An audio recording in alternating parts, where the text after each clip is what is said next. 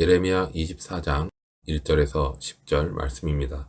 바벨론의 느부갓네살 왕이 유다 왕 여호야김의 아들 여고냐와 유다 고관들과 목공들과 철공들을 예루살렘에서 바벨론으로 옮긴 후에 여호와께서 여호와의 성전 앞에 놓인 무화과 두 광주리를 내게 보이셨는데, 한 광주리에는 처음 익은 듯한 극히 좋은 무화과가 있고 한 광주리에는 나빠서 먹을 수 없는 극히 나쁜 무화과가 있더라.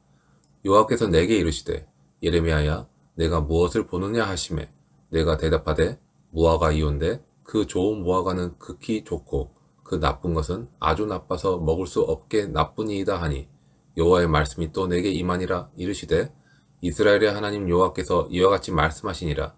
내가 이곳에서 옮겨 갈대아인의 땅에 이르게 한 유다 포로를 이 좋은 무화과 같이 잘 돌볼 것이라.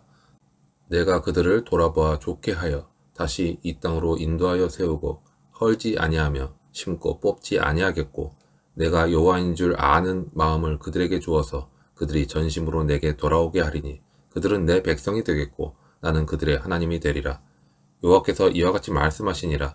내가 유다의 왕 시드기야와 그 고관들과 예루살렘의 남은 자로서 이 땅에 남아있는 자와 애굽 땅에 사는 자들을 나빠서 먹을 수 없는 이 나쁜 무화과 같이 버리되 세상 모든 나라 가운데 흩어서 그들에게 환난을 당하게 할 것이며, 또 그들에게 내가 쫓아보낼 모든 곳에서 부끄러움을 당하게 하며 말거리가 되게 하며 조롱과 저주를 받게 할 것이며, 내가 칼과 기근과 전염병을 그들 가운데 보내 그들이 내가 그들과 그들의 조상들에게 준 땅에서 멸절하기까지 이르게 하리라 하시니라. 사람들은 자주 자신과 세상을 향한 여호와 하나님의 뜻을 잘못 판단하기도 합니다. 자신의 주관적인 생각과 판단이 마치 하나님의 뜻과 일치하는 것처럼 오해를 하는 경우가 많습니다. 오늘 본문에 나오는 유다 사람들도 그랬습니다. BC 597년에 바벨론의 느부갓네살 왕에 의해서 포로로 사로잡혀가지 않고 유다 땅에 남아있던 사람들, 특히 시드기야 왕과 고관, 그리고 예루살렘 사람과 애굽 망명객들은 전쟁의 칼날을 피해 살아남은 자신들이야말로 하나님의 복을 받은 자들이고, 느부갓네살에 의해서 포로로 잡혀간 자들은 하나님께 벌을 받은 것이라고 생각을 했습니다. 그러나 실제 상황은 정반대였습니다. 하나님께서는 예레미야를 통해서 그러한 사실을 사람들에게 분명하게 가르쳐주고자 했습니다. 예레미야 선지자는 하나님께서 보여주시는 두 광주리의 무화과를 보았습니다. 하나님께서는 먼저 좋은 무화과에 대한 말씀을 하십니다. 하나님께서는 바벨론의 포로로 끌려간 자들을 처음 익은 듯한 극히 좋은 무화과에 비유하시면서 바벨론의 포로로 끌려간 유다 사람들을 좋은 무화과와 같이 만드시리라는 말씀을 하십니다. 하나님은 그들을 좋은 백성이 되게 하시고 다시금 하나님께 전심을 다하여 돌아오게 하시겠다고 약속을 하십니다. 그들은 포로 생활의 연단으로 오히려 새롭게 되고 하나님께 인정받는 백성이 될 것입니다. 포로로 끌려갔던 사람들이 오히려 하나님이 전에 예레미야에게 말씀하셨던 남은 자들이었던 것입니다. 포로로 끌려간 사람들이 처음부터 좋은 무화과였던 것은 아닙니다. 그런데 하나님께서는 고난 속에서 하나님을 찾을 그들을 좋은 무화과로 빚어주시겠다고 약속하시는 것입니다. 바벨론 포로로 끌려간 백성들은 예레미야의 예언을 통해 하나님의 말씀이 실현되기를 간절히 바랐을 것입니다. 처음에는 바벨론 포로들의 모습이 불행해 보였을 것입니다. 그러나 그들은 바벨론에서 자신들의 죄악을 회개하고 약속을 받았습니다. 시편 137편의 말씀처럼 그들은 회개하며 자신들을 돌아보았습니다. 하나님께서는 회개하고 돌이키는 자들에게 은혜를 베푸십니다. 우리는 육신의 연약함으로 실수를 하거나 잘못을 범할 수도 있습니다. 그러나 그럴 때일수록 자신을 돌아보고 회개의 자리로 나아가야 합니다. 하나님께서는 선지자의 그 예언을 기억하고 회개한 유다 포로들에게 은혜를 베푸셨습니다. 고난의 목적은 하나님과의 관계를 새롭게 만드는 것에 있습니다. 지금 우리가 받는 고난을 통해서도 하나님께서는 우리를 새롭게 하실 수 있습니다. 그리고 그 고난과 징계를 통해서 하나님께 돌아온 자들에게 한없는 사랑과 자비를 나타내십니다. 우리는 고난 속에서 하나님을 원망하고 하나님을 떠나는 것이 아니라 우리 속에 있었던 죄를 회개하고 하나님께로 돌아가는 자리로 나아가야 합니다.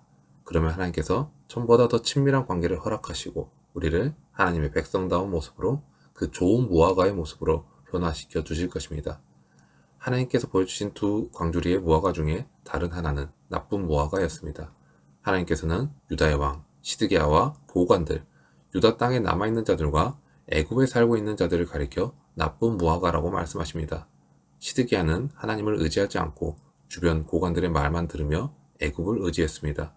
그는 예레미야를 통한 하나님의 말씀대로 순종하지 않고 인간적인 길을 고집했습니다. 예루살렘의 남은 자들도 시드기야의 죄악에 동참했습니다. 그의 주변에서도 믿음의 길보다는 불순종의 길을 권했습니다. 포로로 끌려가지 않고 도망가거나 자기가 살던 땅에 남은 자들은 왜 하나님께 버려졌던 것일까요? 그들은 선지자 예레미야를 통해 자신들에게 심판을 경고하시는 하나님의 뜻을 전혀 이해하지 못했습니다.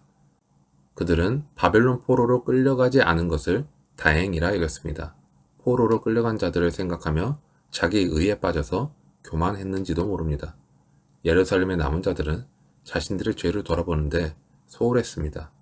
애굽으로 도망간 자들도 마찬가지였습니다.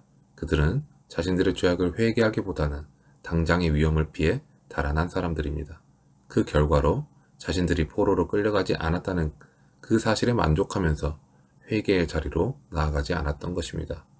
포로로 끌려가지 않은 유다 백성의 죄는 포로로 끌려간 사람들의 죄와 크게 다르지 않습니다. 그럼에도 그들은 자신들은 죄가 없어서 심판에서 벗어났다는 교만한 생각을 가졌습니다. 하나님께서는 그들을 세상 모든 곳에서 흩으시고 그들에게 환난을 당하게 할 것이라고 말씀하십니다. 자기 자신의 힘과 지혜만을 믿으며 그렇게 살아가는 사람들의 상황은 당장에는 좋아 보일 수도 있습니다. 하지만 하나님께서는 이런 사람들에게 재앙을 내리십니다.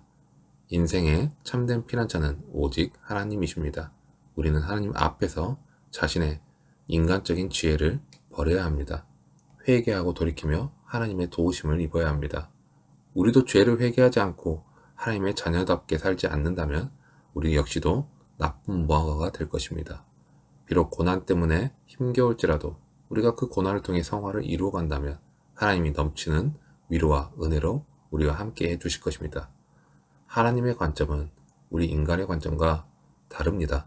좋은 무화과와 악한 무화과의 차이는 무엇일까요? 하나님은 우리가 하나님을 아는 자로서 하나님과 관계를 지속적으로 거룩함과 온전함을 추구하기를 원하십니다. 그리고 그것을 위해서 때로는 우리에게 고난을 허락하기도 하십니다. 우리가 환난을 당했을 때 회개하고 자신을 돌아보는 사람이 있는 반면에 끝까지 완악함으로 나아가는 사람이 있습니다. 살아가면서 어려움을 당하지 않는 사람은 없습니다. 그리고 모든 사람이 그 가운데 하나님을 바라보며 의지하는 것도 아닙니다.